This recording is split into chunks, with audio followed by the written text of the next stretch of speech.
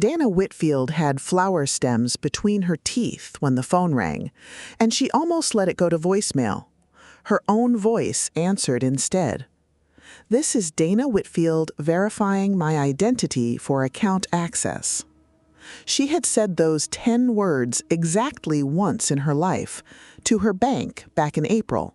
She had never said them to anyone else. Before the call ended, she would send $4,000 to a stranger because of them. And everyone she told afterward would assume the same thing: AI, a voice clone. The truth was simpler than that, and much harder to forgive. Dana ran Whitfield and Bloom out of a narrow strop front on the east side of town, the kind of shop that survived on wedding contracts and Monday morning grocery deliveries. She had leased the building for 11 years. In March, her landlord told her he had finally accepted an offer from a developer and gave her 90 days to match it or start packing. She had almost enough. 3 years of a separate savings account, untouched, built for exactly this. Her bank's business banker walked her through raising her daily transfer limit so a purchase that size wouldn't stall mid-closing, and mentioned, almost as an aside, that customers moving amounts like hers usually enrolled in voice verification. No more security questions, no more waiting on hold. A recorded phrase, checked against her voice, and a transfer that used to take days took minutes. Dana liked the idea of banking that sounded like her, quite literally. That afternoon, alone in the shop's back office, she called the enrollment line, consented to the recording, and read the phrase once, clearly. That was April 9th. She used the system once, legitimately, in May, moving a deposit to the title company handling the building sale. 90 seconds, no hold music, no questions about her mother's maiden name, just the phrase and a chime. She told Marcus, her part-time assistant, that it felt like the first piece of banking technology built by someone who actually hated banking. The call in June came from a number that matched her bank's real customer service line. That detail mattered later. At the time, it was simply the reason she picked up. She said hello twice. What came back was not a person. It was a recording, her phrase, her voice, flat and a little rushed, exactly how she always sounded on the phone. Then a man came on the line, calm and unhurried, and explained that the bank plays a customer's own verification phrase at the start of fraud calls so that people know it's really the bank. He introduced himself as a fraud analyst. Overnight, he said, someone had tried to wire $9,000 out of her business account. Dana barely heard the number. She was still hanging on the recording. It hadn't sounded like her voice, the way your voice sounds strange in other people's videos.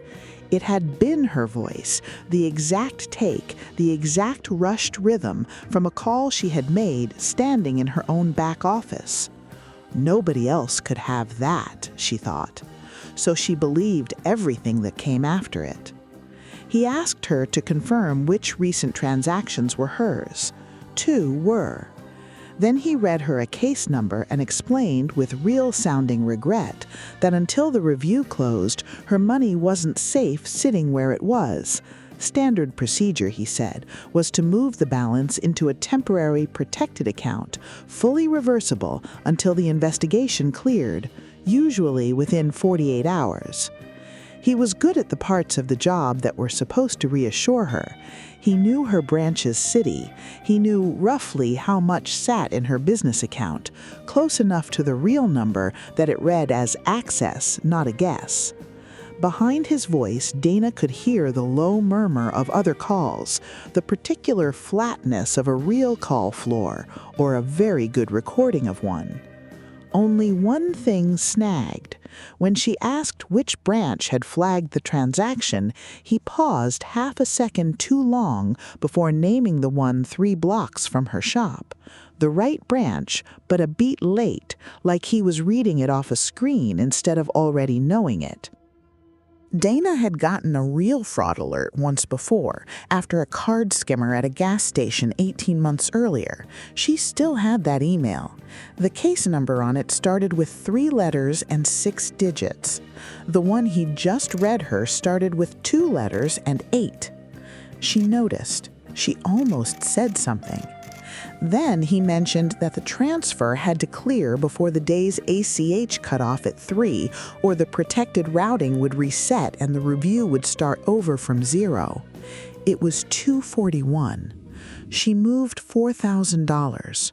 It was the waiting afterward, watching for the money to land somewhere she could see it, that made her open her real banking app instead of the browser tab he'd walked her through. The protected account he'd shown her didn't exist inside her actual online banking.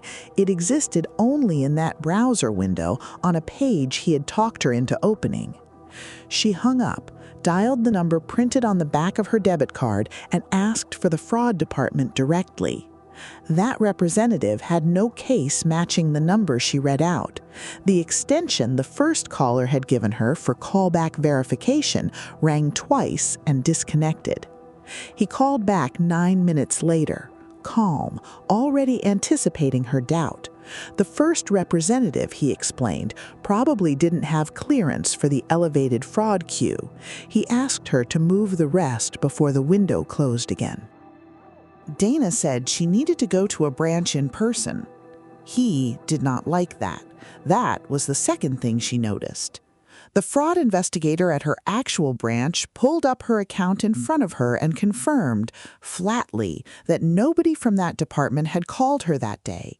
There was no open case. The $4,000 had gone to an account that had never belonged to the bank at all. They froze the voice verification feature on her profile, filed a police report with a case number that matched the bank's own format exactly, and gave her a dispute packet to fill out by hand, the old way, the way none of this was supposed to require anymore. Dana asked the only question that mattered to her by then. How did he have her voice? The investigator didn't have an answer. Voice cloning was the obvious guess, and for a few days it was what Dana told herself had happened because it was the only explanation she had ever heard for something like this. She spent those days trying to prove it. She searched for AI voice cloning tools that could work from a single enrollment call, found several, and felt briefly satisfied, until she noticed that every demo she tried needed cleaner audio and more of it than she had ever given anyone. Her entire recorded footprint was 10 words, spoken once over an ordinary phone line. It wasn't enough to train anything convincing. It was, however, exactly enough to replay. The real answer came from an email she almost deleted. Months earlier, after an unrelated retailer breach, Dana had signed up for a free monitoring service that watched where her email address surfaced. In late June, it flagged something new. A customer support and call verification platform called CoreLink Voice Services had disclosed, quietly, in a compliance filing most of its client banks never turned into an actual customer notice, that a portion of its recorded verification calls had been exposed for several weeks that spring. Dana had never heard the name CoreLink. Her bank had never mentioned it to her. Then she pulled up her own enrollment confirmation email from April 9th, the one she'd kept out of habit. The reply to address wasn't her bank's domain. It was CoreLink's. Her bank had routed the entire voice verification enrollment call, the one where she read her phrase out loud and consented to the recording, through a third-party vendor, and had never said so anywhere a customer would ever look. The breach window CoreLink disclosed ran from early April through mid-May. Her enrollment call was April 9th. It was never an AI clone. Nobody had trained anything on her. Somebody had lifted the real recording of her real enrollment call, the exact 10 words, the exact flat, slightly rushed tone out of a breached vendor's files, and played it back to her 3 months later as proof that they were the one institution on Earth that could possibly have it. The bank opened a formal review, then told her in writing that because she had personally authorized the transfer during a live phone session, the loss fell outside its standard reimbursement guarantee. She got about half of it back eventually, after 2 months of appeals and a letter from a consumer protection attorney a friend recommended. She didn't get the building. The developer's financing closed before Dana's revised timeline could, and by August there was a new leasing sign in the storefront window with the developer's name across the bottom. She kept digging anyway, out of something closer to spite than hope. CoreLink's listed support line went to a voicemail box that had been full for weeks. Their website still advertised bank-grade voice authentication, trusted by leading financial institutions, with no mention anywhere of the spring breach. The only public record of it at all was a single filing on a state regulator's site, 4 sentences long, indexed under a compliance category almost nobody outside a law firm would think to search. A public complaint database run by a consumer advocacy nonprofit told the fuller story. By September, it held 11 reports naming CoreLink directly, different banks, different cities, and the same detail recurring in nearly every one.